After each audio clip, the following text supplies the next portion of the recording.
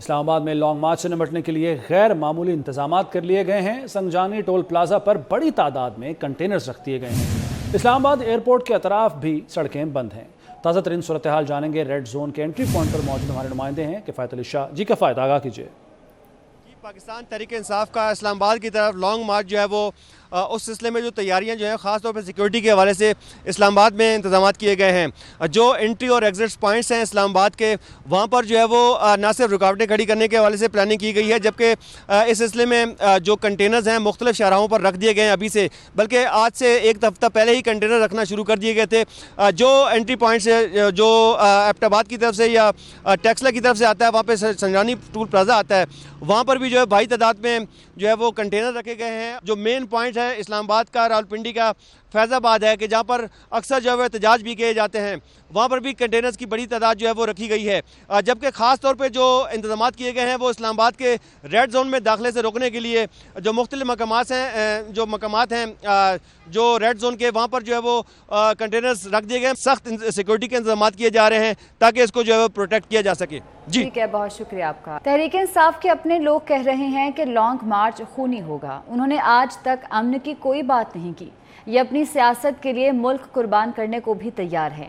وفاقی وزیر برائے موسمیاتی تبدیلی شہری رحمان کی نیوز کانفرنس، کہا یہ صبح گالی دیتے ہیں اور رات کو منتیں کرتے ہیں۔ رہتے ہوئے انہوں نے فرضی بیانیاں کریٹ کیا، حکومت میں رہتے ہوئے انہوں نے ایک وہ کیبل کو استعمال کیا، بڑے دن بعد جیب سے نکال کے لہرایا، جھوٹ کی بنیاد۔ وہ تو سارا اب آپ کے سامنے ایکسپوز ہو گیا ہے۔ پتہ نہیں کس طرح کے لوگ ہیں، شرم بھی نہیں آتی۔ جھوٹ اتنی سینہ زوری سے، افسوس سے میں کہوں گی، بولا جاتا ہے کہ صبح آپ کو گالی دیتے ہیں، رات کو آپ ہی سے ترلا کر رہے ہیں۔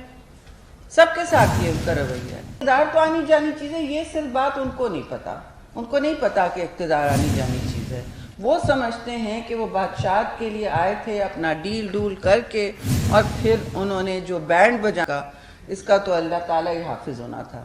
یہاں کے آفات اور تباہ کاریاں پھر آ سکتی ہیں، اسی بنیاد پر کام کرنی ہوگی، اور وہ میں نے آپ سے کہا ریکنسٹرکشن رپورٹ جو ہے وہ تیار ہوگی۔ اب انفراسٹرکچر پہ تو اور بہت ڈیمیج ہوا ہے، یہ کوئی حتمی نہیں ہے۔ اور ابھی بات کریں گے سپریم کورٹ بار کے انتخابات کے حوالے سے، جس میں حامد خان کا حمایت یافتہ پروفیشنل گروپ کامیاب ہو گیا ہے۔ پروفیشنل گروپ کے عابد شاہد زبیری نے 199 ووٹ کے مارجن سے میدان مارا۔ غیر حتمی کے نتائج کے مطابق حامد خان گروپ کے عابد شاہد زبیری کو 1347 ووٹ ملے ہیں۔ آپ کو اپڈیٹ کر رہے ہیں سپریم کورٹ بار کے انتخابات کے حوالے سے۔ مزید بھی تفصیلات جانتے ہیں ملک اشرف سے۔ جی بتائیے گا ملک اشرف۔ جی بالکل، سپریم کورٹ بار ایسوسی ایشن کے سالانہ انتخابات میں آسما جہانگیر گروپ اور حامد خان گروپ کے درمیان مقابلہ ہوا، جس میں پروفیشنل گروپ کے جو حامد خان ہیں اس کے حمایت یافتہ جو صدارتی امیدوار ہیں عابد شاہد زبیری، وہ کامیاب قرار پائے ہیں، جبکہ ان کے مدِ مقابل خالد جوید جو ہیں وہ دوسرے نمبر پہ رہے۔ اس طرح سپریم کورٹ بار کے جو سیکرٹری کے امیدوار ہیں وہ بھی پروفیشنل گروپ کے حمایت یافتہ مقتدر اختر شبیر جو ہیں وہ کامیاب قرار پائے ہیں، اور اسی طرح جو اس انتخابات میں آسما جہانگیر گروپ کے صرف ایک ہی امیدوار جو کہ ممبر ایگزیکٹو کمیٹی کے تھے، محمد محسن ورک، وہ کامیاب قرار پائے ہیں۔ سپریم کورٹ بار انتخابات کے 3000 سے زیادہ جو ووٹرز وہ اس میں ووٹرز تھے، جن میں سے جنہوں نے اپنا حق رائے استعمال کیا۔ سب سے زیادہ جو پولنگ کا جو پروسیس تھا وہ سپریم کورٹ لاہور ڈسٹرکٹ میں ہوا، جہاں پہ 967 ووٹ کاسٹ کیے گئے، جس میں یہاں پہ بھی دونوں امیدوار جو تھے جو حامد خان گروپ کا اور آسما جہانگیر گروپ کے، دونوں نے 477 ووٹ لیے، جبکہ ملک بھر کے نتائج کے مطابق پروفیشنل گروپ کے حمایت یافتہ زاہد شاہد زبیری جو ہیں وہ کامیاب قرار پائے ہیں۔ اور ٹھیک ہے، بہت شکریہ آپ کا ملک اشرف۔ اسلام آباد ہائی کورٹ کے چیف جسٹس کی تقرری کے لیے جوڈیشل کمیشن اجلاس طلب کر لیا گیا۔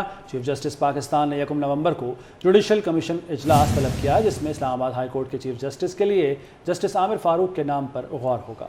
چیف جسٹس اسلام آباد ہائی کورٹ رتھم من اللہ کی سپریم کورٹ میں تعیناتی کی سفارش کی جا چکی ہے۔ اسلام آباد ہائی کورٹ کے چیف جسٹس کی تقرری کے لیے جوڈیشل کمیشن اجلاس طلب کر لیا گیا ہے۔ चीफ जस्टिस पाकिस्तान ने 1 नवंबर को जुडिशल कमीशन इजलास तलब किया है, जिसमें इस्लामाबाद हाई कोर्ट के चीफ जस्टिस के लिए जस्टिस आमिर फारूक के नाम पर गौर होगा।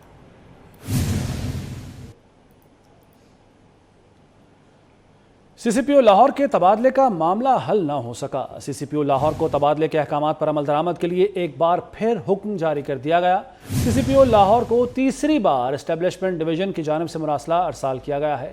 वफाकी हुकूमत ने सीसीपीओ लाहौर गुलाम महमूद डोगर को 3 दिन में रिपोर्ट करने का हुक्म दिया है। इसी पर बात करते हैं हमारे नुमाइंदे बाबर शहजाद से। बाबर शहजाद, अभी तक अमल नहीं किया गया, रिपोर्ट करने का कहा गया है वफाकी हुकूमत की जानिब से, क्या कार्रवाई अमल में आ सकती है उनके खिलाफ? देखिए, वफाकी हुकूमत ने सीसीपीओ लाहौर और पुलिस सर्विस के ग्रेड 21 के अफसर गुलाम महमूद डोगर को 3 रोज के अंदर एस्टेब्लिशमेंट डिवीजन रिपोर्ट करने का हुक्म दिया है और ये इंतबाह जारी किया है कि अगर वो ऐसा नहीं करते तो उनके खिलाफ इंतबाही कार्रवाई की जाएगी। एस्टेब्लिशमेंट डिवीजन का जो डिसिप्लिन विंग है वो उनके खिलाफ ये कार्रवाई करेगा। सीसीपीओ लाहौर को जो इंतबाही मरासला जारी किया गया है उसमें उन्हें कहा गया है कि अगर आप 3 दिन में रिपोर्ट नहीं करते हैं और 20 सितंबर को जो आपके तबादले का नोटिफिकेशन जारी किया गया था उस पर अमल नहीं करते हैं तो आप वफाक के अफसर हैं, पुलिस सर्विस ऑफ पाकिस्तान के ग्रेड 21 के अफसर हैं, आप जो इंतबाही कार्रवाई है, इंतबाही कार्रवाई है उसके लिए तैयार रहें। ठीक है, 3 दिन में उनको रिपोर्ट करने को कहा गया है। बहुत शुक्रिया आपका बाबर। साबिक वज़ीर-ए-आज़म मियां नवाज शरीफ ने लंदन में मसरूफ़ दिन गुजारा। साबिक वज़ीर-ए-आज़म से रुकने सूबाई असम्बली मियां मरगूब अहमद ने मुलाकात की। मुल्क की सियासी सूरत हाल समेत दीगर उमूर पर तबादला ख्याल किया गया। मज़ीद जानेंगे वसीम अहमद से। जी, लीग नून नवाज शरीफ से आज लंदन में रुकन सूबाई असम्बली मियां मरगूब अहमद ने मुलाकात की, जिसमें मुल्क की सियासी सूरत हाल समेत पंजाब की मौजूदा जो सियासी सूरत हाल है उस पर भी तबादला ख्याल किया। इस हवाले से हमारे साथ मौजूद हैं मियां मरगूब साहब, उनसे बात करते हैं। मियां साहब बताइएगा, आपकी आज नवाज शरीफ साहब से मुलाकात हुई है, मियां साहब क्या कहते हैं लॉन्ग मार्च के हवाले से? मियां साहब इस हवाले से बड़े पुरज़म हैं और हम समझते हैं कि ये PTI का जो वर्कर है वो रात को हेजमालो के तौर पे इकट्ठे हो सकते हैं लोग एक जलसे की शक्ल में, जहाँ पे वो जो कुछ करते हैं वो सारी दुनिया को मालूम है। लेकिन एक पॉलिटिकल स्ट्रगल करनी और पॉलिटिकल स्ट्रगल करके तो वो एक बड़ा वहाँ पे जो है ऐसा इवेंट क्रिएट कर सकें, तो ये मेरा ख्याल है कि आपके सामने यही वजह है कि उन्होंने ये पंजाब के अंदर 6 दिन 7 दिन का प्रोग्राम बना लिया। लॉन्ग मार्च तो वो था कि आप लाहौर से शुरू हुए हैं तो इस्लामाबाद जाके पड़ाव करेंगे, तो ये तो कोई नहीं होता कि रात को वर्कर सड़कों पे रहेगा और आप घर जाकर सो जाएंगे। बिल्कुल, ये थे मियां मरगूब अहमद। इनका कहना है कि मियां साहब जो हैं मियां नवाज शरीफ, उनको लॉन्ग मार्च के हवाले से किसी किस्म की परेशानी का सामना नहीं है। उनका कहना है कि मियां नवाज शरीफ पुरअमन है, क्योंकि पुरअज़्म है कि आइंदा की जो सियासी सूरत हाल है उनको बेहतर अंदाज में चलाने के लिए मियां शहबाज शरीफ जो हैं वो कोशिश कर रहे हैं। जी वसीम, शुक्रिया आपका। लंदन में एवनफील्ड हाउस के सामने PTI और नून लीग के कारकुन आमने सामने आ गए। PTI और लीगी कारकुनान ने एक दूसरे की क़यादत के खिलाफ नारेबाजी की। दोनों जमातों के कारकुनान ने प्ले कार्ड्स उठा रखे थे। लंदन में एवनफील्ड हाउस के सामने PTI और नून लीग के कारकुन आमने सामने आ गए। न्यूज़ स्टूडियो से फिल वक्त इतना। आप देखते रहिए 24 न्यूज़।